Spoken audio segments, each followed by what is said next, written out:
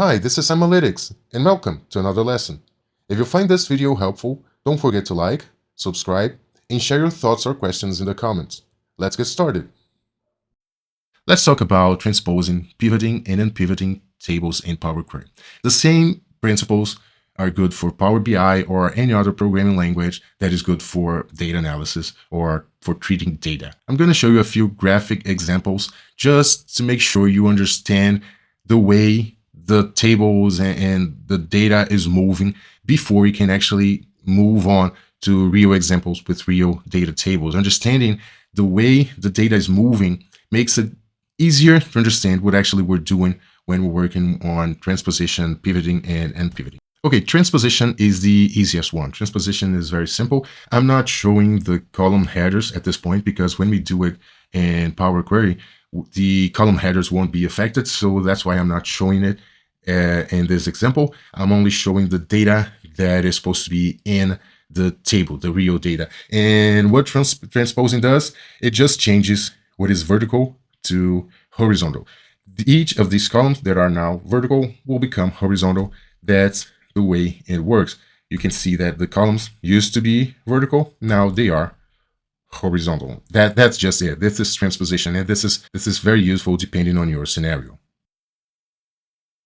Okay, for pivoting, the column headers are important, so I am showing them in this example. They play an important role. It's a little still easy, but it's a little more complex than working with transposing. Look, in transposing, it doesn't matter if the data in the column is text or numbers. If it's a text column or a numerical column, it doesn't make any difference. Any column in the data set will be changed. If it's vertical, it's going to be horizontal, just like I said, so regardless of the data type. For pivoting, the data type play an important role. For pivoting, we need to choose categorical values, or nominal values are basically text categories or groups. For example, in the first column, these are the subsidiaries of a certain company, and I have subsidiary North, South, and East. So basically I have three groups. These groups are nominal data, they're not numbers, and these groups are the groups that are going to become columns. So these categories, each of these categories, for example, North is going to be one column, it's going to become one column, South is going to become another column, and East is going to become another column. So pretty much each of the categories in a categorical column are going to be changed into one new column, just like this. And now I have to select a numerical column, and the numerical column is going to be redistributed according to the new column. You can see that unit row 1 and 2, they belong to the North subsidiary. 3 and 4 belong to the South subsidiary, and the last two rows belong to East, just like this. Now I have to redistribute these values according to their respective categories. Now I have a column left, and now I have to redistribute this column according with the remaining data. And this is what pivoting is. And at this point, you may be asking, why would that be useful at all? And actually, that's really useful, especially when you are creating certain visuals and you have to shape your data in a way that allows you to put the right column in the right spot to create the visuals the way you want. I'm going to show you an example of that, and it's really, really useful. In this case, you'll see that these two column headers, they were not used. They will no longer be used because when we reshape the data, then we don't need them anymore, okay? And this is important to know this because unpivot is the opposite of pivoting. So if in pivoting, we were left with two useless column headers, and in unpivoting, we will do the opposite. We will be missing two column headers that we will need to create. Okay, unpivoting is just the opposite. I want to bring these column headers and make them as classes in a single column. For example, I want to create a column with branches. Instead of having a single column for the North branch, another one for the South branch, and for East branch, I want one single column with all of my branches as categories or as groups in the same column. So that's when I to unpivot. I will bring my column headers as groups in the same column. It's just the opposite of what we did when pivoting. When pivoting, you take your groups in a column and make them column headers. Now I'm doing the opposite. I'm taking the column headers and bringing them as groups in a single column. There you go. And now the same process. The respective data has to be brought over accordingly.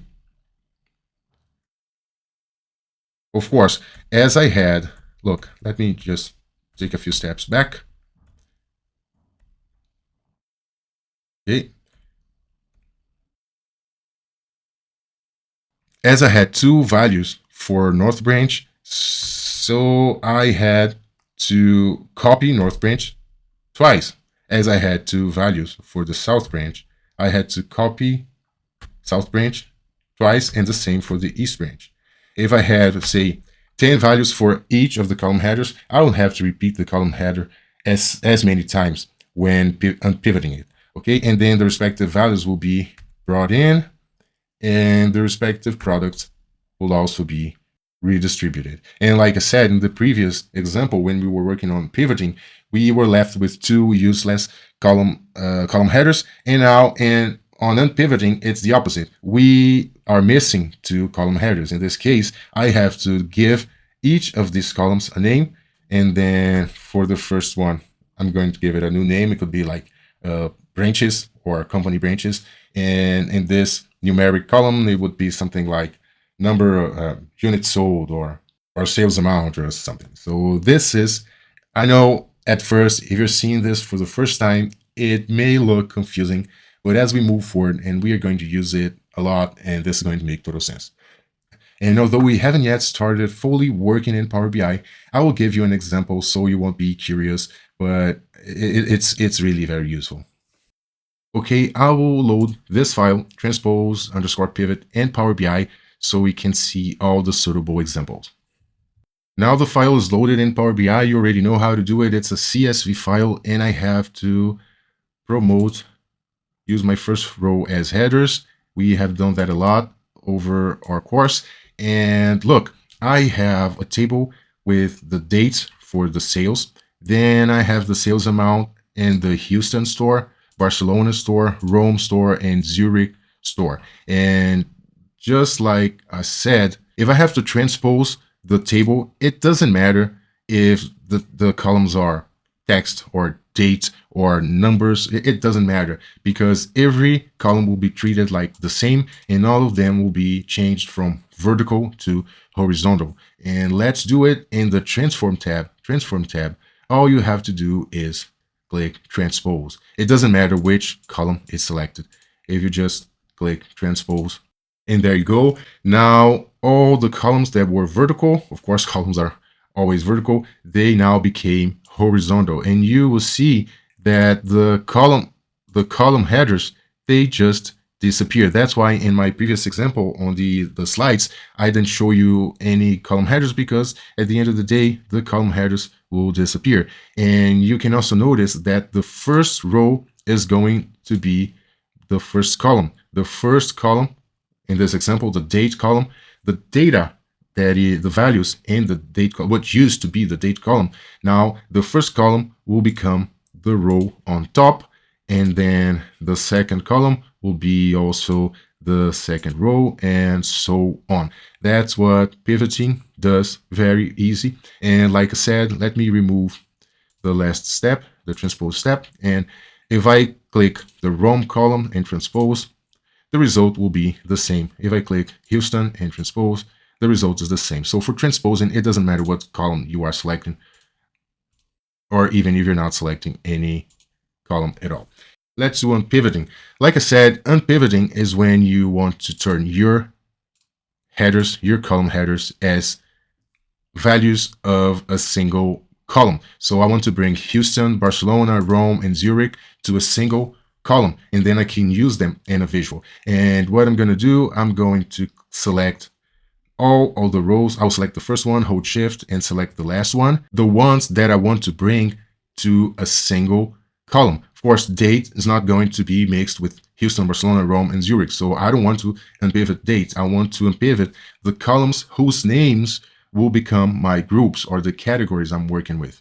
And then I'll click unpivot columns, and there you go. Now Houston, Barcelona, Rome, and Zurich all came to a single column, and I can use it in a visual. I will show you in a bit how this is useful for a visual. And like I said, we will have two column headers missing. Power Query, of course, created default names to give these columns, but you can now rename them as, for example, store and sales amount. Okay, sales amount. And now let me show you an example in Power BI how this could be useful. First off, let me remove the last step I wanted before we actually ran the pivoting. I'm going to use the data just as loaded. Let me move it into Power BI. Okay, I'm in Power BI, but I can see that all of the columns in this table are being read as text. How do you know if this is text or not? If you don't have any icon in the beginning of the name of each column there, so these columns are text. Let's make a few changes. Of course, I can't create a visual only with text. I need numbers. Look, Houston, Barcelona, Rome, and Zurich, they're all text. I need to change them to, let's make it decimal numbers. And date, let's actually make it date, okay? And again, let's move to Power BI. There you go. And I will create a clustered column chart. And in this chart, to the x-axis, horizontally, I want the dates. So I'm going to bring dates to the x-axis. And okay. And I will right-click on date on the first row, the title of the column, just to make sure I don't have layers of date here, quarter, month. We'll see that later. Okay, just right click here and select dates. So I have continuous dates. And for the y-axis, I need the numbers. And well, my numbers are split over 4 different columns: Barcelona, Houston, Rome, and Zurich. So that could be a problem. Imagine you had 50 stores. So you would have to bring 50 different columns with numbers, with the sales amounts, into the visual, and that starts becoming a problem. That's not the best possible way to work with the numbers, but I could bring Zurich and then Houston, Rome, and Barcelona, and yeah, it works. And I have the legends, but this is not the best possible way because, like I said, our numbers are split into different columns, and in case you had 50 columns, you would be in trouble. The best way, the best practice here would be to, let me go back to Power Query, would be to unpivot these columns. And actually, instead of selecting 4 columns to unpivot, I'm going to select only the first one, and then the one that is not going to be unpivoted. And in unpivot columns, I'm going to select unpivot all other columns. So I don't have to write, if I have 50 columns, I don't have to select 50 columns and leave one. I'll just select the one that I'm going to leave out and unpivot all the others. There you go. And like I said, we have to rename the columns that were just created: store and sales amount. Let's bring it over to Power BI. Of course, the visual is going to be broken because I changed the structure of the table. So the columns I was using don't make sense anymore, except for the date column. Still, I didn't change this one. And now look, I only have 2 other columns, and for the y-axis, I will just use one single value, one single column with numbers. And for the legend, I will bring the groups, which is the store column. And now I have the very same visual, only it was easier to do, and it's a better practice. And for more complex models, it could make things really easier for you. So that's just a single example of how unpivoting would be useful. Let's go back to Power Query. Now let's see a simple example of how we can use pivoting. I'm not by far saying this is the only use for pivoting. It's just a single example, and I can't think of every possible way in which pivoting or unpivoting can be useful. I use it a lot, and as you move forward and you start building your own dashboards, you'll see this is really useful. And for this example, I'm going to make a little difference in this table. Let's use only, I will remove one of the classes, one of the stores. I only need 3, and let's make a little change here. I know in the real world it may sound weird, but I just want to make a little changes to show you an example. I'm going to replace Houston. We already know how to use this feature. I want to replace Houston with unit cost. Okay, and I'm going to replace Barcelona with discount, and I'm going to replace Rome with sales price. Okay, now say you want to calculate in this column, in this table, you have the date of each sale, and then you have the sales amount. Well, actually, let's call it amount, only amount. Because for each sale, I need the unit cost, the value for the unit cost of the sale. I need the discount given on this sale and the sales price. So what I want to calculate here, I want to calculate the net value. I mean, the sales price minus the unit cost minus the discount. That's what I want to calculate. And I can calculate it like this. I have to separate the groups in different columns so that I can create a new calculated column so I can calculate the net price, the net sale. And what I'm going to do here, I'm going to turn these groups, unit cost, discount, and sales price, into new columns. And that's why I'm going to pivot columns. When I pivot columns, I have to tell Power Query what is going to be my categorical or nominal column, which is the column where my groups will be. In this case, my groups will be unit cost, discount, and sales price, which are the ones that are going to become the column headers. So I already informed Power Query when I selected the column. Of course, if I'm selecting the stores column, I'm letting Power BI know that this is the column where are the groups that are going to become column headers. Okay, so this is already informed before you click the pivot column button. And now I have to let Power Query know where are the values that are going to be shared, that are going to be redistributed over these new columns. And of course, it's not date, it's the amount. I need the amount, the value for each of those groups, unit cost, discount, and sales price. And so I have to select amount and then OK. And now I have the unit cost, discount, and sales price. And now, yes, now I can calculate the column that I want. I'm going to add column and create a custom column. Then I'm going to call it net. And this is going to be the sales price minus the discount minus the unit cost. I know the final values will look crazy. Some of them will be negative, but actually what I wanted here was to show you that an example of a use case for pivoting. That these are the concepts of pivoting, the concept and the practice of pivoting, unpivoting, and transposing. These are very important, very useful when you start building your dashboards. These will make a whole difference, and it will make your life easier. I hope you liked this video. If you did, please don't forget to like and subscribe to our channel, share this content with your friends, and see you in the next video.